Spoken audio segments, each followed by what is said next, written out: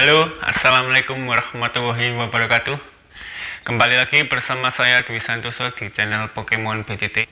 Di sini saya telah diberi izin untuk menceritakan kembali kisah pengalaman misteri rekan saya yang bernama Nur Habib yang tersesat di jalur pendakian Gunung Sumbing menuju dimensi lain. Bagaimanakah kisahnya sampai ia bisa keluar dari jalur misteri tersebut? Oke, tapi sebelumnya jangan lupa untuk subscribe, like, dan komen supaya saya lebih semangat dalam membuat video dan konten-konten berikut. Kisah ini dimulai sekitar tahun 2012. Saat itu saya dan dua rekan saya, Black dan Aji, berangkat dari rumah sekitar pukul 3 sore. Kami menggunakan dua sepeda motor, saya sendiri dan dua rekan saya berboncengan. Di perjalanan menuju ke Gunung Sumbing, kami mampir sejenak ke Pasar Parakan untuk membeli logistik, karena itu adalah pendakian pertama kami. Setelah selesai membeli perbekalan, saya dan dua rekan saya bergegas melanjutkan perjalanan ke Basecamp Garung, karena kami sudah tidak sabar untuk melakukan pendakian pertama kami. Sesampainya di Basecamp Garung, sebelum melakukan registrasi, saya dan dua rekan saya menunaikan ibadah sholat asar terlebih dahulu. Selesai sholat asar, saya dan dua rekan saya melakukan registrasi dan mengisikan data diri. Biaya saat itu kalau tidak salah sekitar 10.000 per orang. Setelah semua persyaratan lengkap, saya dan dua rekan saya bergegas dan bersiap untuk memulai perjalanan pendakian.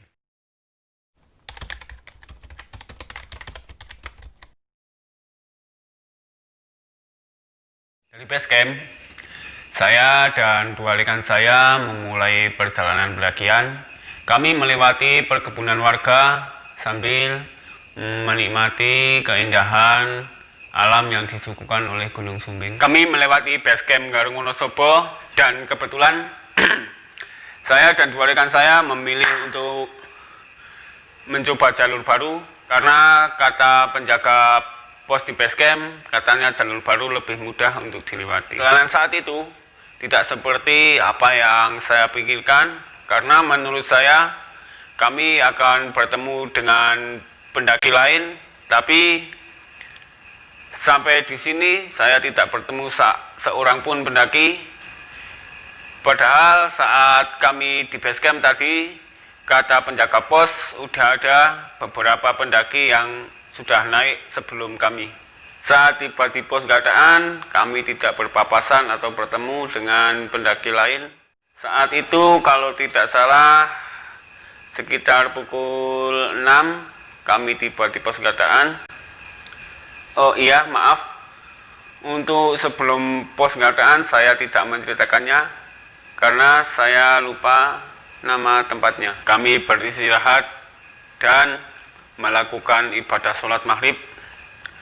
Selesai sholat maghrib, meneruskan perjalanan, dan dari situlah kami mulai menemukan sedikit kesulitan-kesulitan, mulai dari jalur yang agak terjal dan minimnya pencahayaan, karena waktu itu kami kebetulan cuma membawa 2 senter. Tengah-tengah perjalanan kami menemukan 2 jalur, di mana dari 2 jalur tersebut kami tidak tahu mau melewati apakah yang kanan atau yang kiri, karena saat itu kami tidak melihat atau menemukan petunjuk arah yang menuju ke puncak.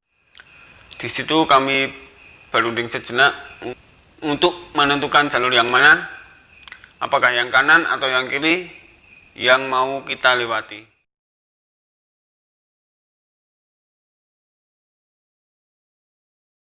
Setelah beberapa saat berunding, kami memutuskan untuk melewati jalur kanan karena salah satu dari rekan saya, dia bersikukuh untuk mengambil jalur tersebut, mana dia membuat seperti undian dengan bernyanyi atau apa, kidung atau apa, saya kurang tahu, jirutil sambil telunjuknya itu nunjuk-nunjuk kedua jalur tersebut.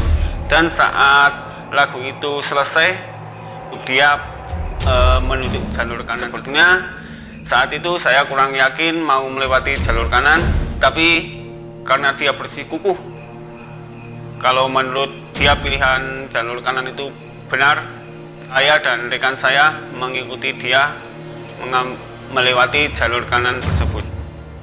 Sekitar kurang lebih kami berjalan 1 jam.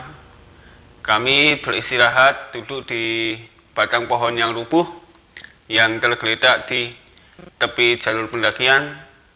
Di situ kami membuka kembali perbekalan yang kami bawa. Salah satu rekan saya dikejutkan oleh suatu benda asing. Di situ rekan saya mengarahkan senternya ke benda tersebut.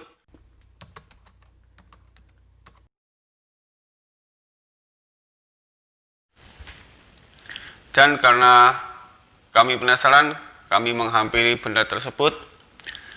Ternyata benda itu adalah bungkusan kain putih.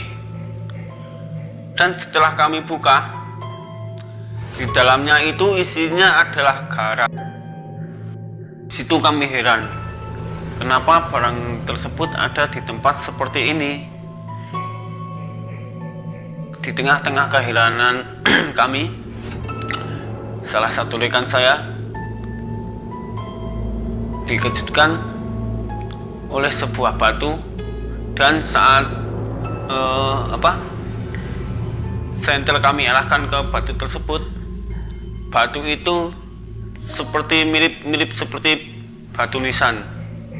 Di situ kami mengembalikan bungkusan putih tadi ke tempat semula dan bergegas meninggalkan tempat tersebut. Setelah kami beres-beresin semua barang yang tadi kami keluarkan, kami langsung meneruskan perjalanan lagi.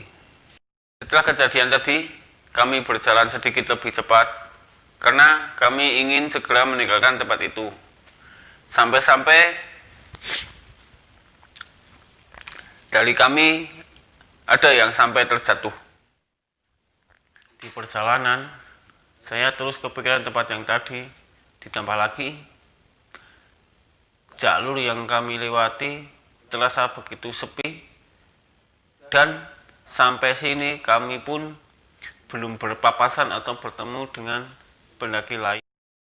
Sejak kejadian tadi, saya merasa perjalanan ini jadi terasa agak janggal, mulai dari hati saya yang tidak tenang dan bulu kuduk saya yang merinding. Seperti dari tempat tadi kami menemukan bungkusan putih itu, ada sesuatu yang terus mengikuti perjalanan kami. Di situ keanehan-keanehan lain kembali terjadi, mulai dari saya melihat sekelebat bayangan di antara pepohonan yang kami lewati, dan tidak lama berselang teman saya yang ada di depan saya tiba-tiba tersentak, kaget. Katanya dia seperti menginjak hewan, entah itu tikus atau ular, katanya empuk. Tapi saat senter kita arahkan ke situ, ternyata tidak ada apa-apa. Samar-samar saya mencium bau busuk yang terbawa angin, dan saya tanyakan kepada rekan saya apakah mereka juga mencium bau tersebut, dan ternyata kedua rekan saya juga merasakan ada bau yang menyengat di sekitar situ. Saya berpikir mungkin bau busuk itu adalah bangkai binatang, dan kami pun terus melanjutkan perjalanan. Lama-kelamaan bau busuk tersebut semakin menghilang. Sekitar jam 9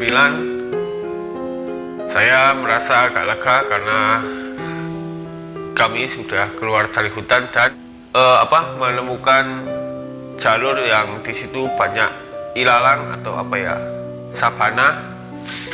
Di situ kami memutuskan untuk beristirahat. Kami mengeluarkan kompor dan panci untuk membuat mie instan. Setelah selesai kami makan, dan setelah makan itu saya bertanya kepada dua rekan saya apakah mau mendirikan tenda di sini atau melanjutkan perjalanan. Tapi kedua rekan saya memutuskan untuk kembali melanjutkan perjalanan. Setelah semua kami kemasi kembali barang-barang kami, langsung melanjutkan perjalanan pendakian kami. Tapi tidak lama kami berjalan, ternyata jalur yang kami lewati itu buntu dan tidak mungkin kami kembali ke bawah karena perjalanan kami sudah cukup jauh dan terpaksa kami menerobos ilalang yang ada di depan kami. Saat itu teman yang ada di barisan paling depan sedikit agak berjarak dengan saya dan teman saya yang ada di depan saya. Dia yang membuka jalur menggunakan tongkat kayu untuk memastikan jalan yang kita lewati itu aman. Tidak lama kami berjalan, rekan saya yang ada di barisan paling depan tiba-tiba dia berteriak, dan bersamaan dengan teriakannya itu rekan saya dan cahaya senter yang dia nyalakan tiba-tiba menghilang.